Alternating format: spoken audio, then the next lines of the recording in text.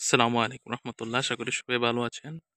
আজকে আপনাদেরকে যেটা দেখানোর জন্য ভিডিওটা শুরু করতে যাচ্ছি, আজকে আমি আমার বাড়ির পাশে ছোট্ট করে একটি ছোটখাটো সবজির বাগানের মতো করেছি। এখানে যে মিষ্টি লাউ আর গাছ দেখতে পাচ্ছেন, এই যেখানে টমেটো করেছে, যদিও পোকামাকড়ের কারণে টমেটোর ভালো করে হয় না। এই যে কচুর চারাগুলো দেখতে পাচ্ছেন, এখানে অনেক ধরনের কচু রয়েছে। আমরা বেশ কয়েকদিন লতিকাও খেলাম, লতা, এটাকে লতিকা আমরা এখানে বলেছি, লতা খেলাম। এই যে এখানে আলু করেছি, এখানে বেগুন হচ্ছে, পাশাপাশি মানে পুরোটা জুড়ে করার ইচ্ছা আছে। এখানে যদিও পানি থাকে, এই যে পেঁপে রয়েছে, তো আমরা আপনাদেরকে দেখাচ্ছি, দেখতে পাচ্ছেন যে বেগুনের চারা,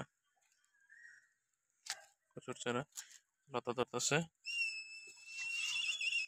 এই যে দেখেন টমেটো দেখতে পাচ্ছেন, মাশাআল্লাহ টমেটো ধরেছে গাছে।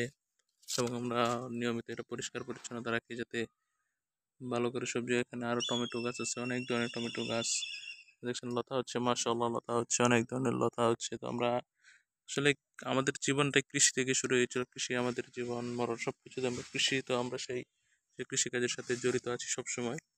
সেই হিসেবে আমরা করি টুকটাক গাছগুলো করে থাকি। আপনারা দেখেন নিজের হাতের অর্গানিক সবজি খাওয়া যে সেই কি মজা, সেটা আপনাদেরকে দেখাচ্ছি।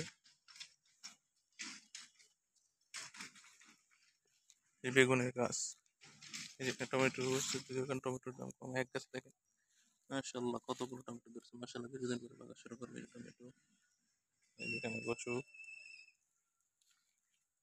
এখানে আবার যে আরেকজন মরিচ ক্ষেত করেছে আমাদের সেটা চানু কাকা, দেখতে পাচ্ছেন মাশাআল্লাহ, আল্লাহ পাক রব্বুল আলামিনের সাথে আমরা এখানে কচুই প্রধানত রয়েছে, এবং পাশাপাশি এখানে বিভিন্ন ধরনের সবজি রাখা হয়েছে, বেগুন আছে, টমেটো আছে, তার অনেক কিছু।